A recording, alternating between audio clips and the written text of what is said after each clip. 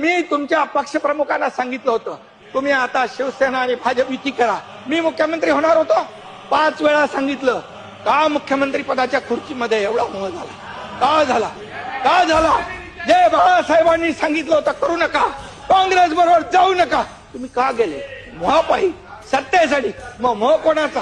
अरे आम्ही तर सत्तेवर लाथ मारली. आम्ही तर मंत्रीपद सोडलं 8 लोकांनी. तुम्ही सोडणार का मंत्रीपद? आम्ही मंत्रीपद सोडलं 8 मंत्र्यांनी. आम्हाला काय माहित होतं की आम्ही काय होणार आहे आमचं.